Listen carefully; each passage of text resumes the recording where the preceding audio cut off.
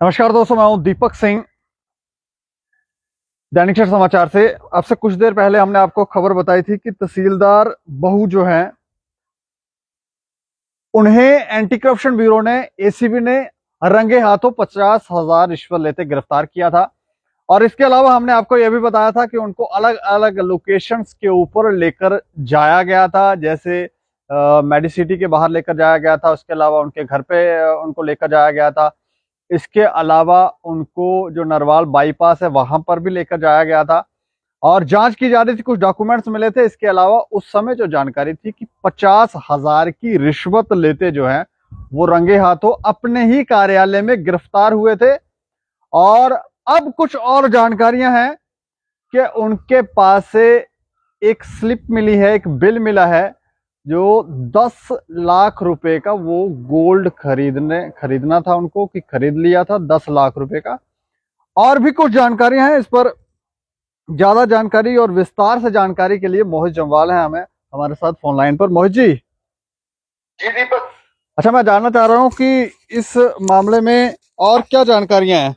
दीपक, ये जो मामला था तहसीलदार बहू का, इसमें 2 लाख रुपए की मांग की गई थी एक फर्द को काटने को लेकर। जी। एक फर्द कटवाना था। एक जो कंप्लेनेंट है उनकी पूरी जानकारी हमारे पास है, लेकिन हमेशा से एसीपी का एक रूल रहा है कि कंप्लेनेंट की जो जानकारी है उसे गुप्त रखा जाता है। जी। तो इस मामले में 2 लाख रुपए की मांग की गई थी दीपक। जी। उसके बाद जिस समय एसीपी इनकी तलाशी लेती है, 2 लाख रुपए की मांग की गई थी दीपक। बिल्कुल, जब इनको गिरफ्तार किया गया दीपक, उसके बाद इनसे इनकी जांच की गई, इनको अलग अलग लोकेशन पे ले जाया गया। जब इनको वापस इनके ऑफिस में बहू लाया गया और इनकी सर्च की गई, इनकी तलाशी ली गई एसीपी द्वारा, तो इनकी जेब से 10 लाख के सोने की जो इन्होंने हाल ही में परचेज किया था उसका एक बिल निकला है। वो बात परचेज कर लिया था, बिल था। बिल्कुल दीपक, बिल था। ये एसीपी के कागजों में भी दर्ज होगा, लेकिन विश्वसनीय सूत्र जो बता रहे हैं वो यही बात बता रहे हैं। तलाशी ली गई तो इनकी जेब से 10 लाख का बिल निकला है। 10 लाख रुपए का बिल। जी दीपक। और 2 लाख रुपए की इन्होंने फर्द काटने के लिए मांग की थी, रिश्वत की मांग की थी। बिल्कुल दीपक, मांग की थी। और आज जो पहली किस्त 50,000 की देनी थी, शिकायतकर्ता ने एसीपी को इसकी जानकारी पहले से ही दी हुई थी और एसीपी ने पूरा जाल बिछाया हुआ था। जी। अब दीपक, ये भी बात सामने आ रही है कि इनके ऑफिस से इनको गिरफ्तार किया गया है, लेकिन जो सूत्र अभी भी यही कह रहे हैं कि इनको मेडिसिटी के आगे खाली प्लाट है, वहां से एसीपी द्वारा गिरफ्तार किया था। अच्छा, वहां से भी हमारे जो सोर्सेस हैं वो बता रहे हैं कि वहां से भी इनको हो सकता है वहां से गिरफ्तार किया हो। जी दीपक।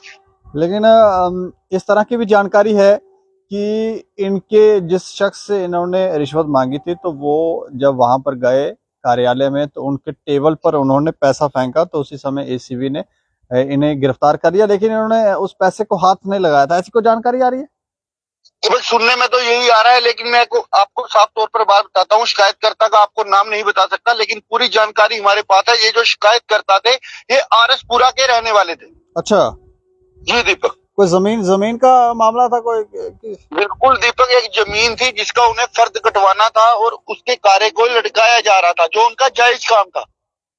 मतलब ये तो रेवेन्यू डिपार्टमेंट के कुछ अधिकारियों का तो कार्य है कि कार्य लटकाओ और फिर पैसे खाओ। जी दीपक, साफ तौर पर यही बात सामने आ रही है। नहीं तो फिर इस सारी घटना से ये सिद्ध होता है कि ये लोग कितने बड़े पैमाने पर रिश्वत ले रहे हैं और उस काली कमाई का ये लोग इस्तेमाल जो है वो सोना चांदी खरीदने में लगा रहे हैं। और सुनने में आया को बड़ी बड़ी इन्होंने जमीनें भी खरीदी हैं और बिल्डिंगें बना रहे हैं। तो ये बात साफ तौर से सामने आई है कि ये तहसीलदार जो साहब हैं, ये हाल ही में अपना एक घर भी बनवा रहे हैं। और जी दीपक। जी जी। अच्छा, घर भी बना रहे हैं।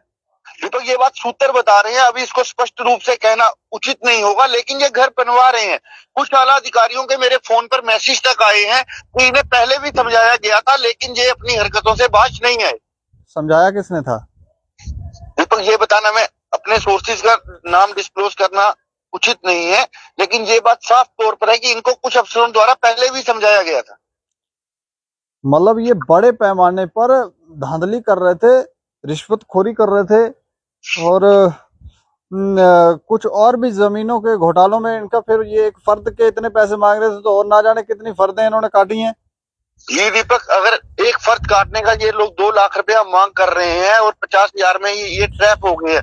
अगर शिकायत करता एसीपी के पास ना जाता तो ये 2 लाख रुपया आराम से गड़े के थे। और ये भी बात एक प्रश्न चिन्ह लगता है कि इनकी जेब से जो रसीद निकली है 10 लाख के सोने की जो इन्होंने खरीद की है, कि आखिर वो 10 लाख रुपया इनके पास आया कहाँ से? वो तो एक रसीद निकली है, तो इसके अलावा और भी रसीदें कटी होंगी फिर। दीपक ये तो साफ सी बात है, एसीपी इनके घर पर भी गई थी, इनको अलग अलग लोकेशंस पर लेकर गई है, कोई ना कोई कारण तो रहा हुआ इस बात का। नहीं तो फिर कई लंबे समय से भ्रष्टाचार ही कर रहे होंगे, तो ना जाने कितनी इन्होंने रसीदें कटवाई हैं।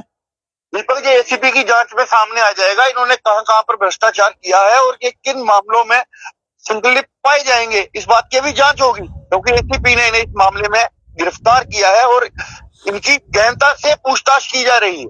लेकिन एक और बात हमने कई बार देखा है, जब इस तरह से किसी अधिकारी को गिरफ्तार किया जाता है ब्राइब लेते हुए, तो उसके बाद जब ये मामले कोर्ट में जाते हैं तो वहां पर ये धराशायी हो जाता है, वहां पे कुछ निकलता ही नहीं है। दीपक इस मामले में शिकायतकर्ता ने जिसने शिकायत की है, अगर वो अपने स्टैंड पर रहते हैं और एसीपी ने पहले उनसे सबूत लिए होंगे कि उन्होंने आखिर इनसे पैसे कब मांगे, कहाँ मांगे, कैसे मांगे, किसके सामने मांगे, इस मामले में गवाह भी होंगे और जरूर एसीपी के पास इनकी रिकॉर्डिंग्स भी होंगी जहां पर इन्होंने पैसे मांगे होंगे, क्योंकि एसीपी एक एजेंसी है, आपको भी पता है। जब हम तहसील बहू कार्यालय के बाहर वहां पहुंचे थे, तो वहां पर पुलिस के अधिकारी भी हमने देखे, जैसे थानादार साहब थे, जब हम गए तो वो जा रहे थे वापस, तो उनसे भी कोई जानकारियां निकल पाई हैं? दीपक थाना प्रभारी ने इस बात पर कुछ भी बोलने से मना कर दिया। वो कह रहे ये एसीबी का मामला है, हम इसमें कुछ भी नहीं बता सकते हैं, ना बोल सकते, हमें पता ही कुछ नहीं है। तो जानकारी, एक तो 2 लाख रुपए की इन्होंने फर्द काटने के लिए